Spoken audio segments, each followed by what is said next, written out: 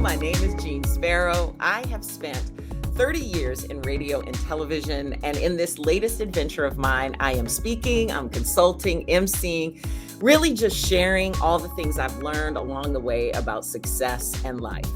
Now, I personally believe that all of our biggest successes come from the value that we bring to other people when we are able to express our truest, most authentic selves. It's something I call fearless authenticity.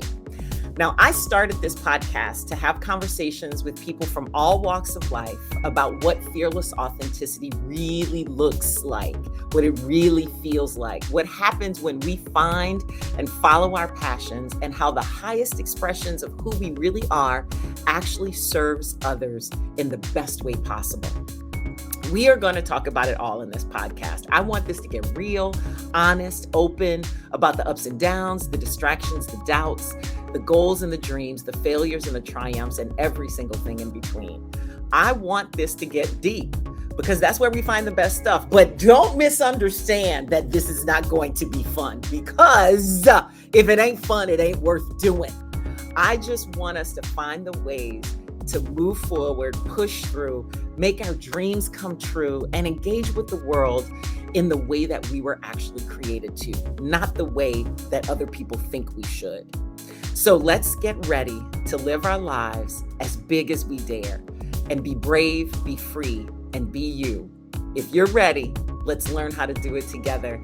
Welcome to the Fearless Authenticity Podcast with Jeanne Sparrow. Now, today's guest is a dear friend. He's a huge inspiration for my fearless authenticity. He has gone from advertising in that world to selling out comedy clubs and concert venues all over the world. He has starred in television and movies. He started his career in comedy writing for the iconic Red Foxx. He now has several lifetime achievements of his own that he can brag about, even though he never does.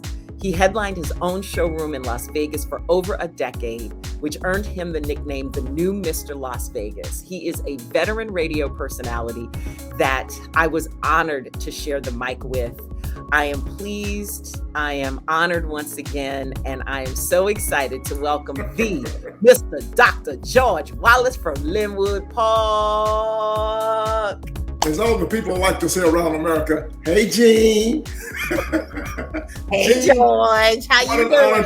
I feel so good all over just being with you, seeing that beautiful smile. It makes my day. And as you said before, it might get deep, but it's got to be fun. If it ain't fun, it ain't worth doing. You got to keep fun in your life, because I say if you stop laughing, you stop living.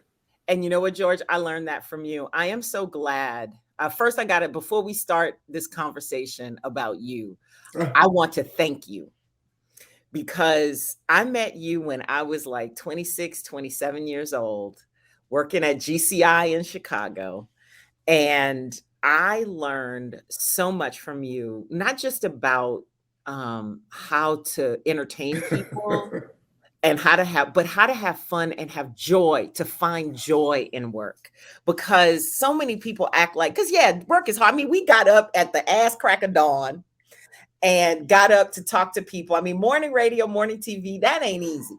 Ooh. Amen.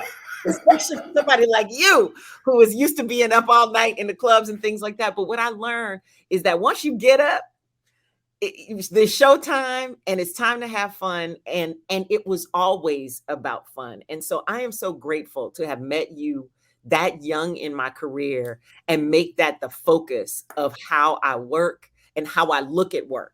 Because it also has helped me to say yes and to say no to some things. So I am forever grateful for you, and for always picking up the phone when I call, even if you put me off the phone.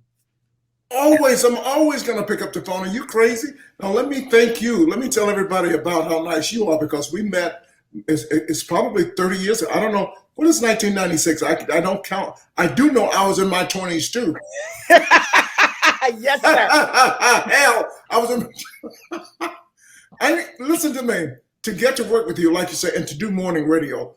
Oh, how much fun. The greatest spot on radio. But waking up at 4 o'clock in the morning in Chicago, cold, in the trying winter to get time. to the radio in the wintertime, trying to bring a smile to people's face, and the return, the rewards were awesome in Chicago. working with you, a pro. You taught me so much. You know, being a comedian, just like I swear to you, I bet you all the comedians you worked with, everybody thought, I'm a comedian. I could just walk in there and do radio, no problem, and do my little jokes. Well, I thought so too.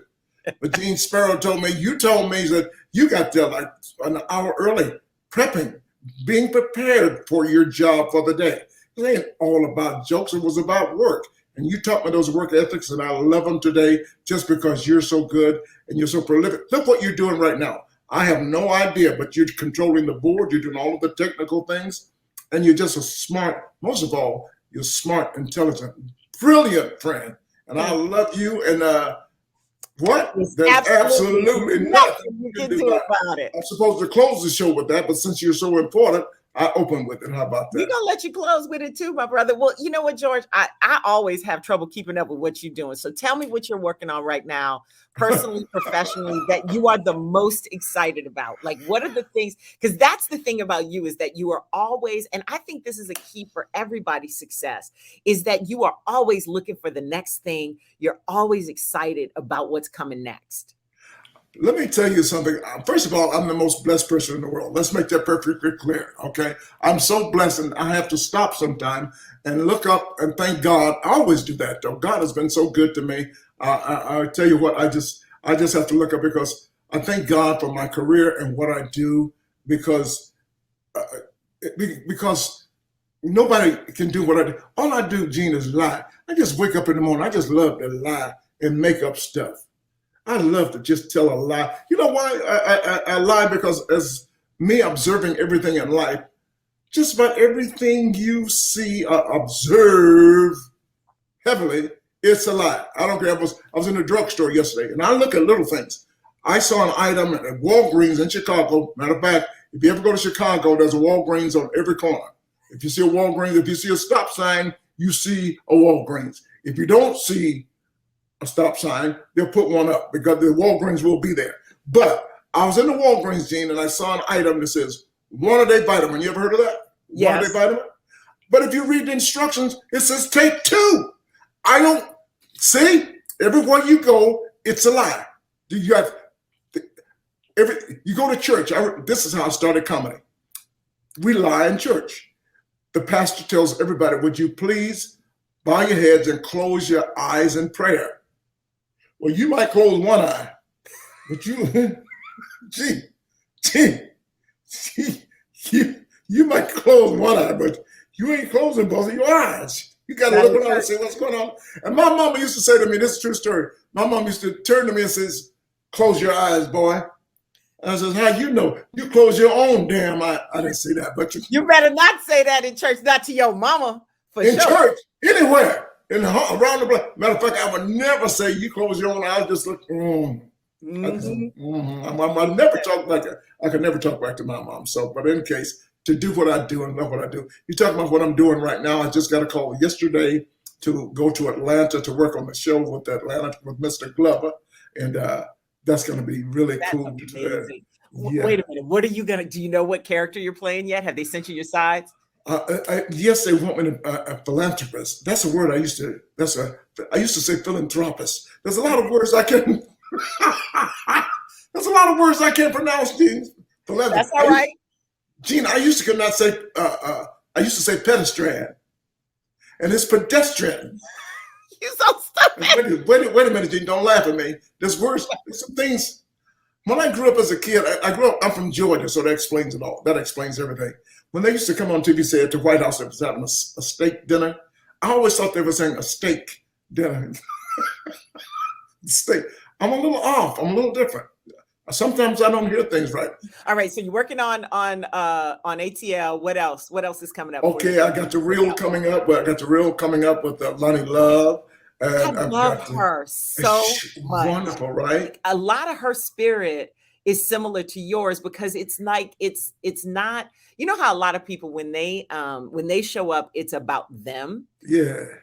But the thing that I love, especially about really good comics, is that y'all understand that what you're doing is serving the people in the audience, and that everybody is an audience. Like, that was one of the core things I learned, because I mean, I worked with all of y'all, like all of what I everybody could be and what others call the kings of comedy. You, Bernie Mac, Cedric, DL, Steve, like Tommy Davidson came through. Like, I went to comedy school, but I didn't even know I was going to comedy school because I was so busy trying to like work. And but then later I look back on it, I was like, no wonder I have fun.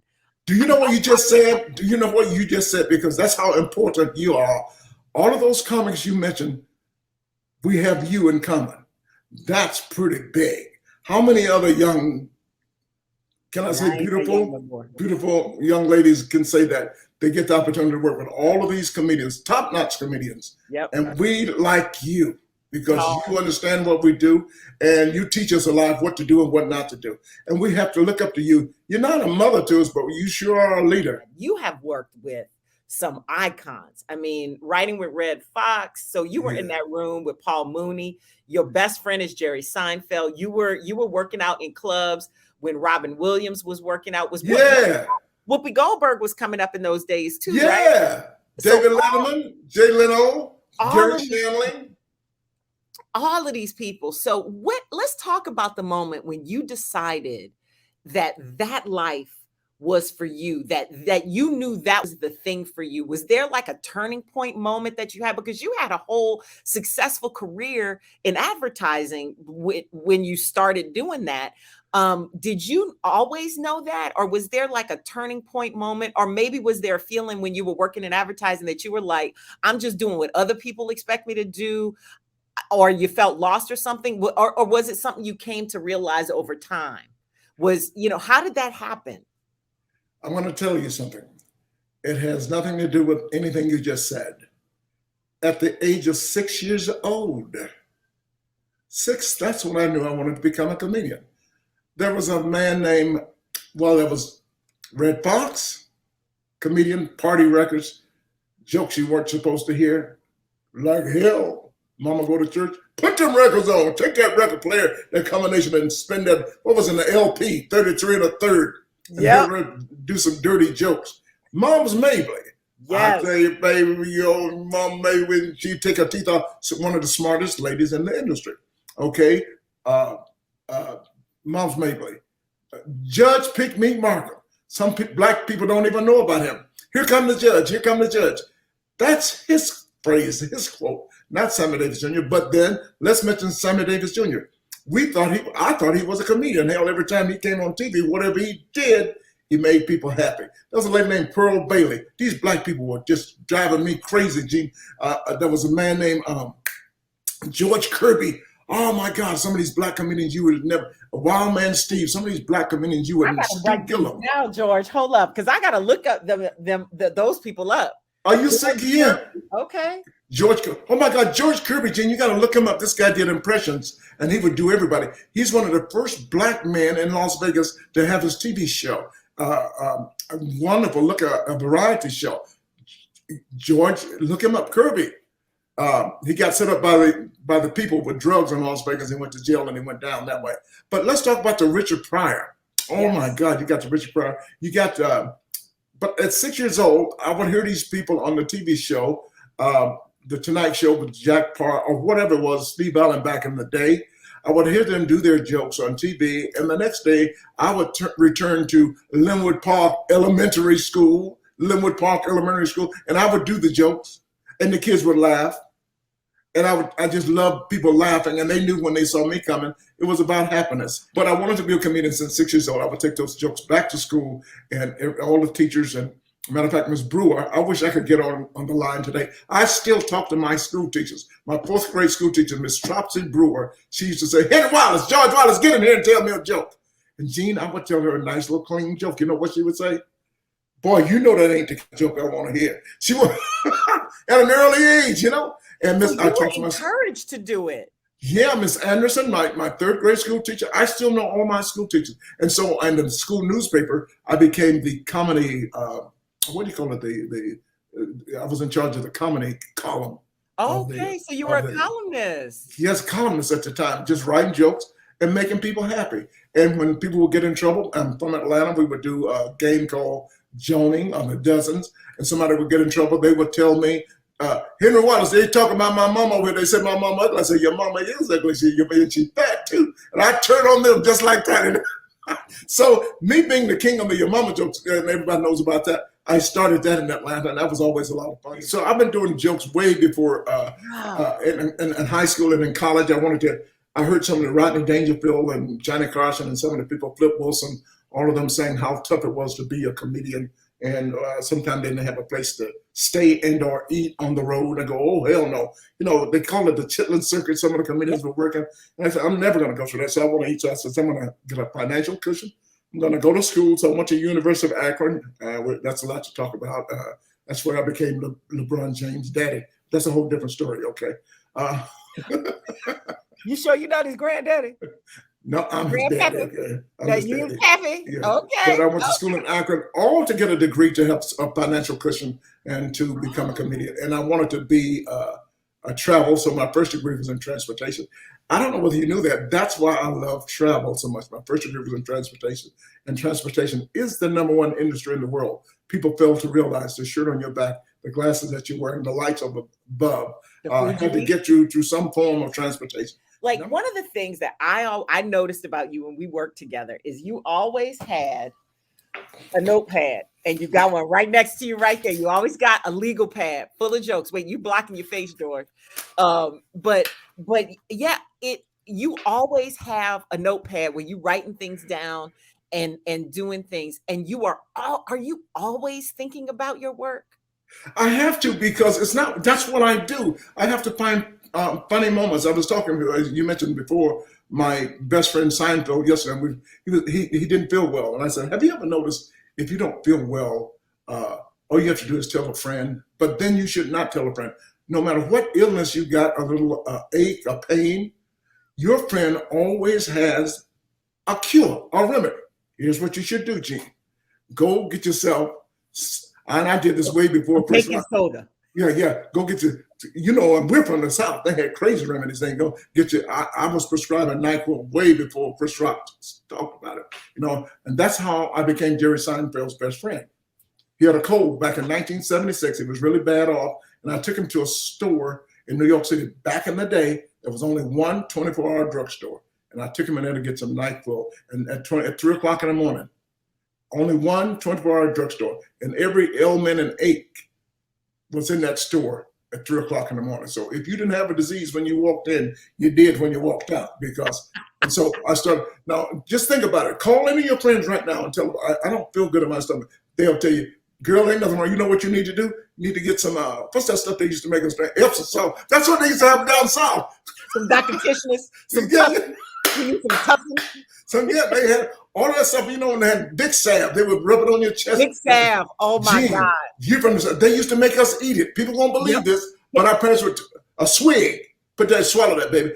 That's why I'm walking with a limp right now. So it was all, so the yellow pad and jokes every day, all day.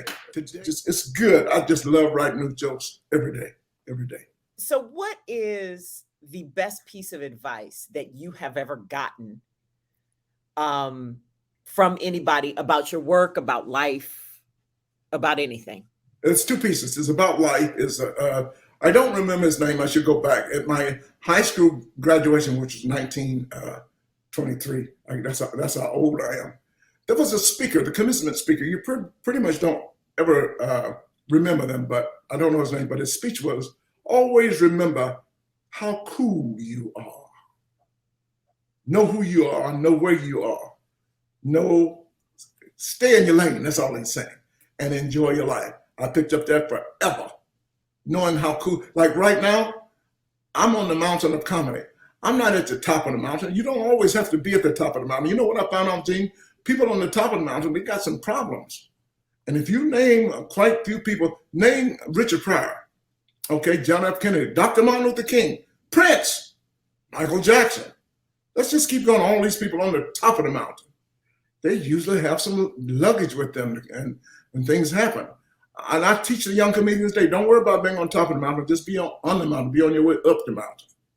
Because it's not how much money you make. That's why I'm the most successful person you've ever met. It's not how much money you make. It's how you enjoy your life while you're living. One of the things, though, that I've rarely seen you do is struggle. I've only seen you pissed, like maybe once or twice. Yeah. But what do you think the biggest challenge is that you've ever had? Have you ever had a failure and a big bounce back? And what do you do when you're disappointed or discouraged? Because I've never seen it. It seems like you're always, and we've had some deep conversations. You've lifted me. You know, is it just your outlook on life? But how do you bounce back when things don't go the way you want them to? Well, that's a very interesting question because I can't handle failure. I can't handle.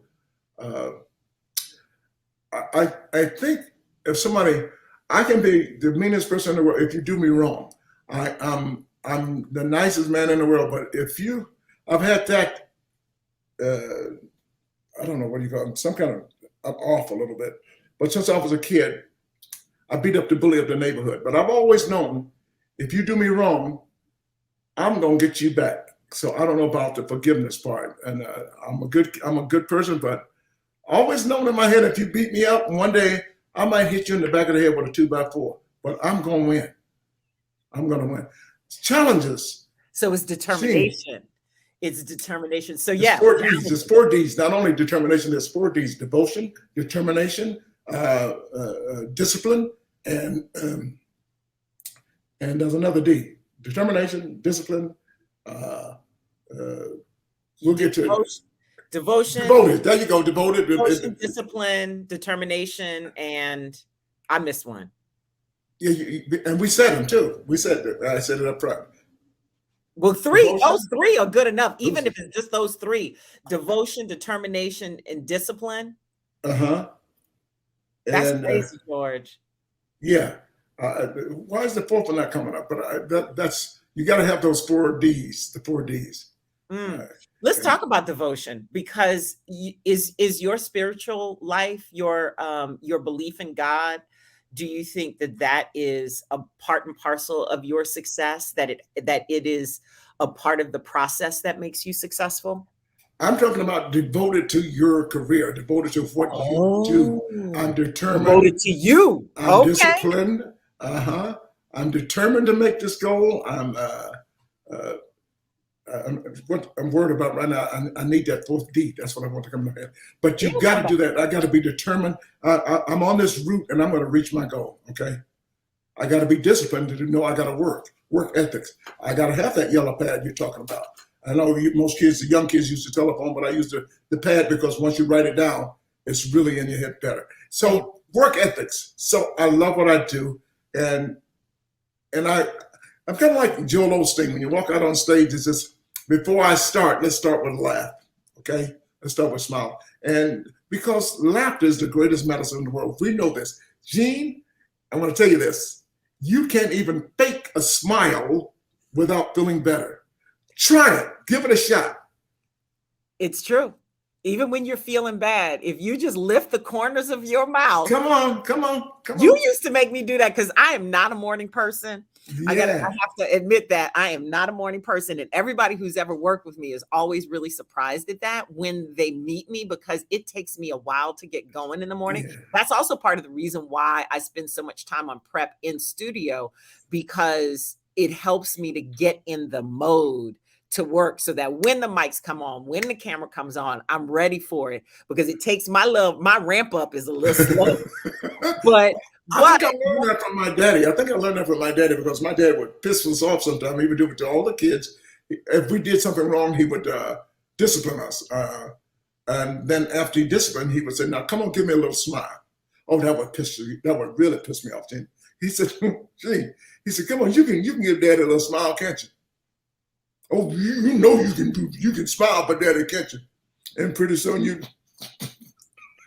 I know you can do it now. Come on, let's go get some ice cream. Oh my God, that was like the greatest thing in the world. I only got 3 whoopings, but whatever he disciplined you, because my dad was like a strong disciplinarian. I mean, he could discipline you. My dad could discipline you by done, whatever you're doing, stop. And we talking about with the quickness and stop it, don't do it. I think that's some pretty good parenting. It is. You don't have to say a word, just look at you go. That's power.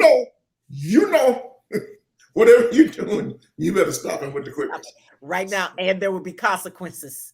Consequences. And you trust me, you didn't want the consequences. What do you think the biggest challenge is that you've had in life, and how did you overcome it? Jeanne, this is hard for me. Is it? Yeah, because mostly I've done everything I wanted to do. I've never wanted to be in television, a movie star, anything like that. All I want to do is just go on stage and make people laugh and happy. My goal. And you've never bombed? You've never bombed on stage? Jeanne, I bombed one time so bad. My mom died at 16, but her funeral was nothing like this. Your lies, but okay, I'm listening. No, I swear, I'm telling you the truth. I was starting comedy in 1976, and they had young comedians go up to the Catskills in New York City. I went up to a hotel called the Neville. This manager saw me at Catch Rising Star. He thought I was ready. I'm doing comedy less than 6 months, Jeanne. I'm doing jokes that weren't even mine. I didn't know. I was just telling stock jokes, all kind of crazy stuff. I had to do 45 minutes, Jeanne. 45 minutes. I went on stage. Minute 1, I got nothing. Minute 2, I got nothing. Keep going up to minute 45, nothing. They were just quiet? And they had the little, I think they hit the glass, ding, ding, ding, ding, the little, what do you call you, stirrers. The stirrers. They're ding, ding. That means, when they hit the glass, that means you're bad. I got nothing. But can you believe I stayed up there for 45 minutes? Yes, because you bombed Jeanne, I bombed. It was so bad, Jeanne. So how did you get back on stage after that? The next night I went back to Catch a Rising Star. It was so bad. I wanted to drive up to Tappan Zee Bridge. Listen, this is comedy and bombing is real. I'm dying up here. I'm talking, it hurts. Your throat, your body, your head, your mind, you're in bad shape, bad shape. And a lot of people have gone through a lot of problems when they don't get what they get on, what you're looking for on stage. But I went back to New York City the next night, and I got on stage at Catch a Rising Star, and I was back in my element. I was with all of the other young comedians, and I did pretty good. But did you ever just go got to get back? Huh? Go ahead. I did go back up there about 5 years later, back to the Neville Hotel. I did a show, and it was awesome. When I walked off the stage, an old Jewish lady, she has been a waitress there for maybe 40 years. She must have been 65 years old. She tapped me on my shoulder. She says, "Much better this time, eh?" And I went, "Oh, you were here?" "Oh, I was here." You were like, and I was so good to hear that. Much better this time. So comedy is so good, and it's so good to be able to deliver and go out on stage. I haven't worked in 2 years. Thanksgiving weekend will be my first time back. I'll be working with the great Patti LaBelle and Anthony Hamilton in Nashville, Tennessee. It's 17,000 people. Nice. And ready? I'm ready, but I don't know. I'm ready, but I don't know whether the jokes are ready. So I got to do new jokes. What COVID has put me through in the last 2 years. So I'm going to talk about things like that. And COVID has changed my life. It's my hygiene. It's changed everybody's life. And I know they can deal with it. Well, my body. Let's just start with my feet. I need a pedicure, okay? My feet are jacked. I have to go, before I do my show, I'm going to go to Home Depot. I need to get some sandpaper. I need to get a chisel. I need to get a jackhammer. You laugh. My feet are jacked up. My feet are in bad shape. Go get your dogs fixed, George. Go get your dogs fixed. So I got to talk about things I went through. Things I went through with doing COVID and being confined. I had a bad case, not letting anybody in the house. I made jokes about it. The only people I let in my house was Sarah Lee, Ben and Jerry, and Johnny Walker. But I do want to talk about COVID because all of us, I mean, that was something you and I talked about a lot, just one-on-one during COVID because people are so important, and interacting with people is so important to our lives that it was challenging. And I think a lot of us have talked about the pivot during quarantine. Mm-hmm.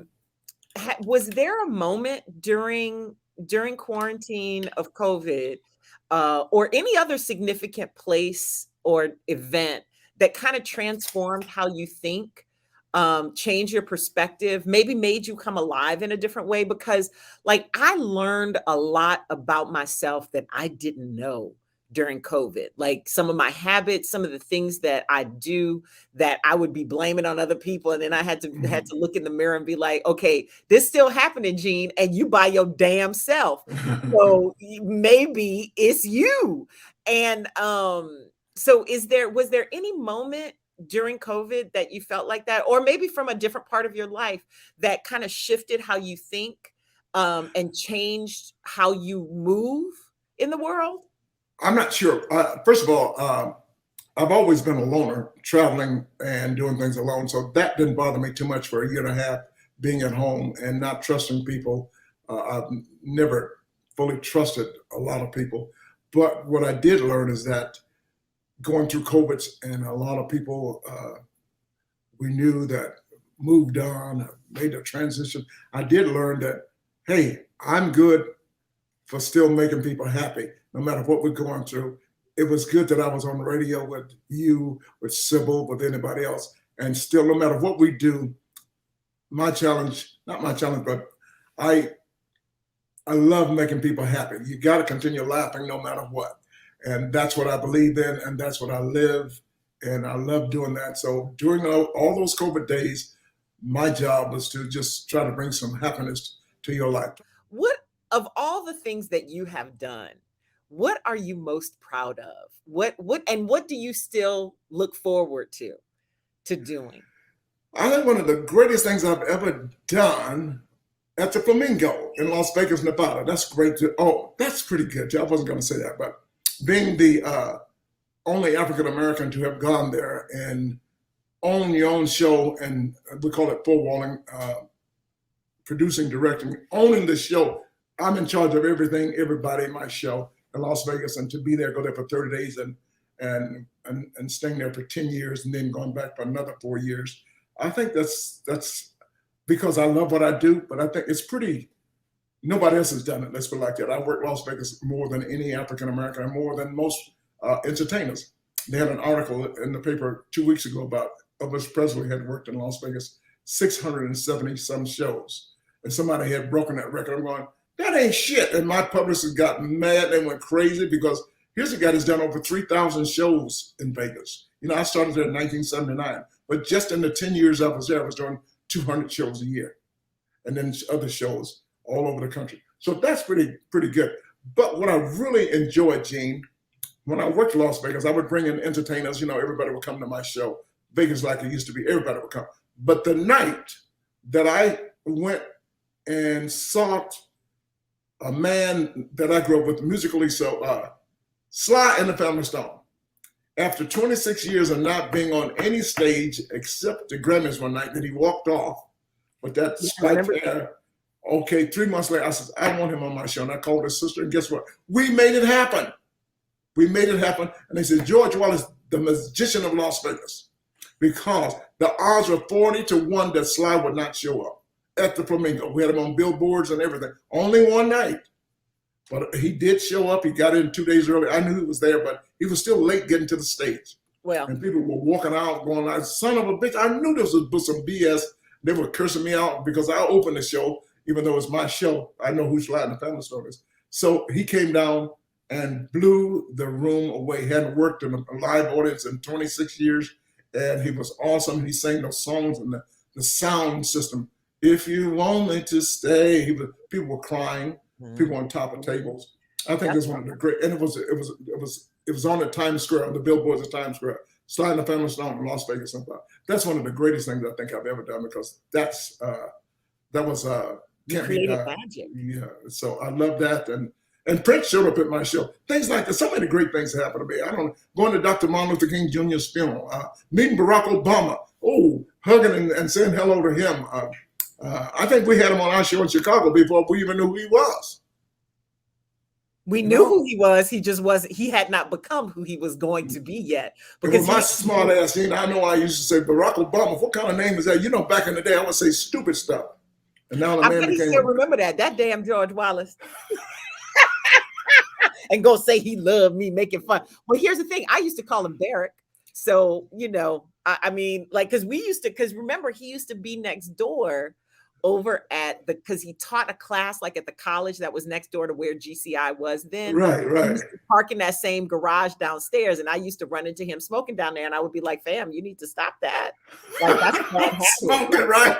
Barrett, you need to and stop. He was a young boy. What was he in his 20s then, right, Jeanne? He was in his 20s. He's probably about 10 years old. So I was in my 20s. He was probably in his 30s. Yeah, and okay. I'm admonishing this man like I'm related to him. Like, baby, that's not a good habit. Baby, because you come from Louisiana. Baby. Yeah. Baby. But life is so good. I wish I could have answered that question for you. So many great things. Just, I have the greatest friends, working with great people. I can never forget working with you and I just love my best friend. I'm not the richest person in the world, but he is. And I just met so many great people. The Jeanne and the Browns are comedians that I just love hanging out with. And I'm from the South. We call it cutting the food. And just, oh my God. And some of the young comedians I hang out with, Chris Tucker and Chris Rock, people that I love hanging out with funny people and just having fun and traveling. I like traveling. Yep. What do you still want to accomplish? Like, is there any dream you have that you would like to come true? Because a lot of stuff happens for you, just kind of the timing of it. And you go, I want that to happen. And then you make it happen. But is there anything like in the back of your head that you haven't done yet that you are planning to do or that you want to get done? These are not dreams. These are not goals, because my first goal was to work Las Vegas. That's all it was. To work Las Vegas. And many years ago, 1976, we heard about comedians who work in Las Vegas. Pat Cooper, some of the opening acts, Don Rickles, people like that. I heard that they were making $300,000 to $400,000 a year. You couldn't tell you nothing that was the best thing ever, huh? That's fine for me. What more do I need? And I was making good money as an advertising exec, but $300,000 to $400,000, that's all I made. And go to make people laugh and cut the food. Never knowing that. Oh, it's much better than that. They were opening for people. I owned the show and headlined the show, and just now, what would I like to do? I like to continue having fun. I want to get back on stage and go to all of these around the world, making people laugh. I've been everywhere. We've done tours in Europe, and I've just done so much. And I got a show coming up. I don't know if this was a dream or goal. I'm working with the great Norman Lear, 99 years old right now, and with a show, a TV show, Norman Lear with the great Laverne Cox and George Norman Lear. Yeah, the Norman Lear. Everything that was good about my childhood on TV, All in the Family. Come on, the Jeffersons. Maud. Yeah. All of that. Oh my God, George. That is amazing too. I mean, like you legendary, but he's legendary. He's legendary. And we better get this show made. Boo. So he's 99 years old. Jay. That's amazing. I went with him with an idea. I wanted to reboot Seinfeld and Son. He says, because I've known him many, many years ago. I've known him a long time ago. I did a show called 804 Houses Street. And at the same time, I got 2 TV shows. And one was with a CBS called Tall Hopes. And my son was Terrence Howard. And it was about him being a basketball player. I chose that show for Norman Lear's show for CBS. And it was a summer replacement show. But that's why I met Norm. And then I went back to him 40 years later and says, I want to do this show. He says, reboot Seinfeld and Son, because everybody was rebooting these shows last year. He said, no, do your own show. So I went back and I thought I was with a friend of mine who helped me write my first book. His name is Dan Ewing. And we wrote Laugh It Off together. And he was explaining, telling me about his life. He had a twin kids. Is it a set of twins or just one twin? I think you can say either. Yeah, I don't know. And one was a boy, one was a girl. But the little boy never identified as a male. I'm a girl, I want to be a girl. And I says, Dan, as he's talking, I says, Dan, me, I'm going like, you got to love this kid no matter what. I don't care what the kid. That's all I wanted to say to him. And so as I'm talking to him, I'm going like, damn it, let's just lie and just say, God put a thought in my head. What if I had a son wanting to reboot Sanford and Son? What if I had a son that left my house and went to New York and went astray? 30 years later, he knocks on the door. Dad, it's me. Me who? Edwin? Dad, it's me. Are you Edwin's wife? He has transgendered. Is that the right word? Yeah, he's now transgender. Yeah, he's transgendered, and now he is a she. And Laverne Cox agreed to play the part of the character. And we bring it back to going to be so fire, George. Because it's going to be education. We have to educate the people, especially an old black man like me, based in Mobile, Alabama. What did an old black man do? What did our fathers do? Their job was to put food on the table and take care of the house. Nothing else, pretty much. Never worried about the kids. The mom always did that. The mom wanted the kids, as far as baseball or basketball, he didn't do all of that stuff. And I didn't know. Maybe I was supposed to know, but I didn't listen. But now I have to listen. I have to be educated.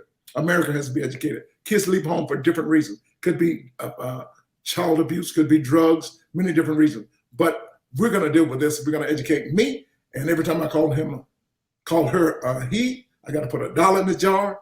And as the show runs, the jar is full, then it starts to come down. And I got to go to church, taking it to the black church. People are going to go, and my name is Henry. And the people in the church is going, I didn't know Henry had a daughter. Henry didn't know he had a daughter either. So, and eventually we get to the part where I'll have her running for mayor. She may not win, but it does create awareness. I love it. And laughter heals, because I think that's something else that our country and our spirits need right now. I got 2 questions that I'm always going to end my podcast with. The first one is, what do you know you are absolutely 100% right about? I'm right about living life and enjoying life while you live. I know I'm right about keeping laughter in your life. I know about being happy, and you can't go wrong with it. That's why we encourage people to overdose on laughter. Keep laughter in your life. We encourage people to keep laughter in the reach of children. And when you start laughing for more than 4 hours, then you call your doctor. I'm absolutely sure that laughter is the greatest medicine around. I'm absolutely sure that you've got to remain happy. Don't let anybody steal your joy. No matter what, I'm going to do it. I'm going to make it. I'm going to be happy. You can't stop me. I love it. And when do you feel like you are at your best, truest, most authentic expression of yourself? Right now. Every moment is the moment of my life. I enjoy it today. This is the day the Lord has made. Let us rejoice and be glad in it. And I believe in the man upstairs. And I believe, one time there was a preacher at my church, and I was 12 years old. We had revival back in Atlanta, Georgia. And the preacher said, everybody repeat after me. And I knew from that day, he asked us to say, if everybody in this world was just like me, what kind of world would this be? And I went, I got to do right. I got to live right. I got to treat people right because I want people to treat me right and do the right thing. What did he say? Do the right thing. Who was that? Ossie Davis? He was Ossie Davis. Yeah, that was the Spike Lee joint, and Ossie Davis was in it, who looked like my daddy. Wow. George, thank you so much. Well, thank you so much. I have another thing. Let's talk about money. The money that you're paying me to do this and say what I said, I think is that's a part. You're getting paid for doing nothing. I want to thank you so much. People have no. I want to thank you so much. Checks in the mail. Yeah. Oh. Is it a cashier's check? Nope. That would be a no. Is there any rubber, any cushion involved? Could be. Maybe. Perhaps. Jeanne, I don't know what we talked about today. I love you too. I don't know what we talked about today, but I enjoyed it. I always enjoy you. You're always inspiring. And to know you need to know what? I love you, and there's absolutely nothing you can do about it. You know why, Jeanne? Why? Because my love for you does not require your permission. I'm George Wallace. See Thank you, George. With your punk ass. No, I'm just kidding. It's so stupid. I have no idea. It's a sensitive ending. I hate you, George Wallace. Well, you didn't have to play that. You stupid. You could have cut it off. Oh, I could have. I didn't, and it's staying in. It's staying in. Damn it! But you know what? I am going to give a little wrap up now. Okay. Of what I think. You hold on a second, Dr. Wallace. You hold on a second, sir. All right. George Wallace, one of my favorite people, because George always makes me think, and he also makes me laugh at the same time, which is a big old gift, right? So here's some of my favorite things from this conversation with George. This big one, for the first one, don't worry about being at the top of the mountain. Just be on the mountain and be headed on your way up. So often we want to skip to the good part and skip the work that happens in between. But if you can find joy in being on the mountain, in doing the work, then you don't really care about when you get to the mountaintop. And sometimes that mountaintop keeps getting higher and higher, and you keep trying to do more and more things because you're having such a good time, you lose track. I love it. And I think one of the ways that happens is thinking about when you stop laughing, you stop living. Don't let anybody steal your joy. And the last thing, which I think is so for me right now and has been for a while, is my love for you does not require your permission. Have mercy. I think at some point in time, we've all loved something or someone in the hopes that it would give us something back or yield some sort of results if it was work or something like that. But how liberating is it to just love with no expectations, with no limitations, with no limits? It's free and it's freeing. So let's go with that. Thank you, George Wallace, for being my friend. Thank you for sharing and being our guest today. I love you, and there's absolutely nothing you can do about it. Thanks also to my Fearless Authenticity production team for making this pod happen. And of course, thanks to you, our listeners, for your support. Please follow me at JM Sparrow on social. And if you like what you hear, and I hope you do, follow the Fearless Authenticity podcast on the iHeart app, Apple, or wherever you get your podcast. Also rate and review and share with your community. Send us your comments too and questions. We also want to know about what guests you want to hear from about their fearless authenticity. Who do you want to learn from? Tell us who it is and we'll try to get them on the pod. And also tell us how you are being your best, truest, and most authentic selves. The best thing is telling the story, right? And we want to hear yours. This has been Fearless Authenticity with Jeanne Sparrow. Thank you, and we'll see you again soon.